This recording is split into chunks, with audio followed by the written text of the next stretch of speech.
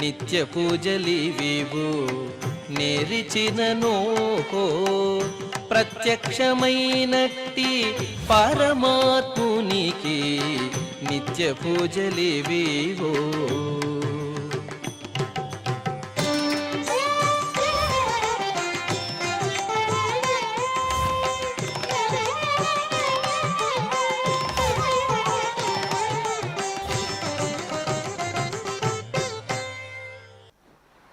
ఓం నమో వెంకటేశాయ.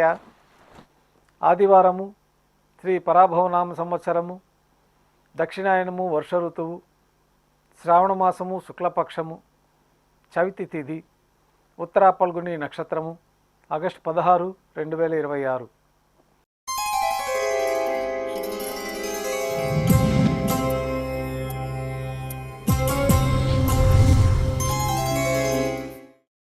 మాధ్యాహ్నిక ఆరాధనలో భాగంగా బంగారు పంచపాత్రలో శుద్ధ జలాన్ని నింపుకొని మూలమూర్తికి, ఉత్సవమూర్తులకు ఉపచారాలు సమర్పించి అష్టోత్తర శతనామావళితో అర్చన నిర్వహించి మాధ్యాహ్నిక నైవేద్యంలో భాగంగా అన్నప్రసాదాలు నైవేద్యంగా సమర్పించి భక్తులని శ్రీవారి సర్వదర్శనానికి అనుమతిస్తారు.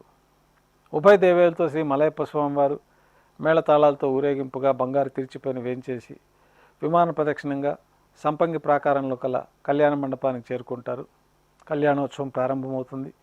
పుణ్యాహవచనము, అంకురార్పణ, రక్షాబంధనము, అగ్నిప్రతిష్ఠ, స్వామివారికి, అమ్మవార్లకి కళ్యాణోత్సవం సందర్భంగా నూతన పట్టు వస్త్రాల సమర్పణ, మహాసంకల్ప పఠనం, ప్రవరాల పఠనం, మాంగళ్యాలకు ఆరాధన, మాంగళ్యాలకు అభిషేకము, ఆరాధన పూర్తయిన తర్వాత శ్రీవారి తరఫున మాంగళ్యాల్ని అమ్మవార్లకి సమర్పణ గావించి ఈ సందర్భంగా శ్రీవారికి, అమ్మవార్లకి కర్పూర నీరాజనాన్ని సమర్పించి విశేషమైన హోమాలతో పూర్ణాహుతి పూర్తయిన తర్వాత మాలా పరివర్తనం అనే కైంకర్యాన్ని నిర్వహించి ఉభయ దేవేరులను శ్రీవారి చెంతకు చేర్చి ఈ సందర్భంగా అక్షతారోపణం అనే ఆగమోక్తమైన కార్యక్రమాన్ని నిర్వహించి శ్రీవారికి కర్పూర నీరాజనము, నైవేద్యము, తిరిగి కర్పూర నీరాజనంతో కళ్యాణోత్సవం పూర్తి అవుతుంది.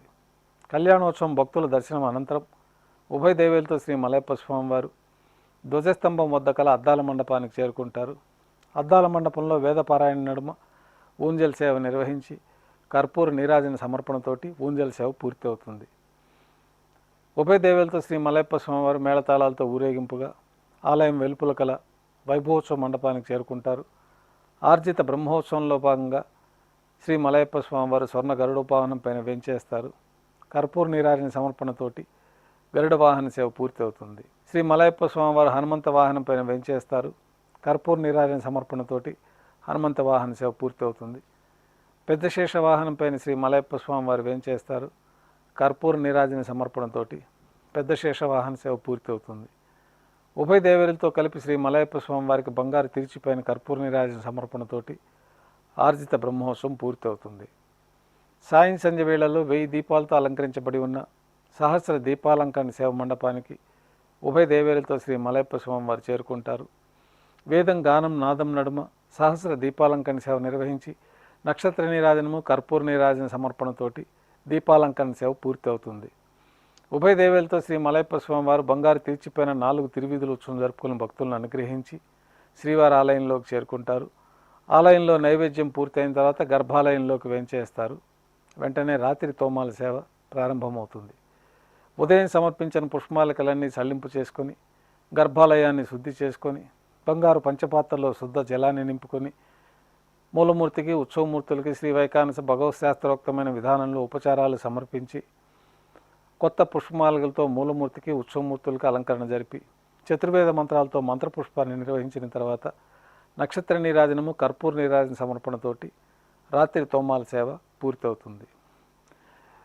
అనంతరం తులసి దళములతో అష్టోత్తర శతనామార్చన నిర్వహించి రాత్రి నైవేద్యంలో భాగంగా అన్నప్రసాదాలు, పన్యారాలు ఘంటానాదం మధ్య శ్రీవారికి నైవేద్యంగా సమర్పించి తిరువీస నైవేద్యం పూర్తి అయిన తర్వాత భక్తులని సర్వదర్శనానికి అనుమతిస్తారు.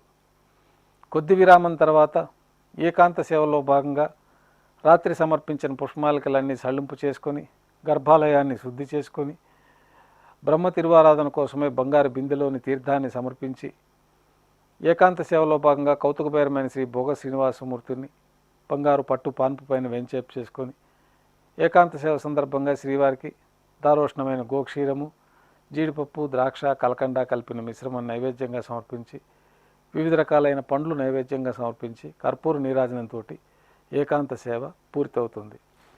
ఓం నమో వెంకటేశాయ.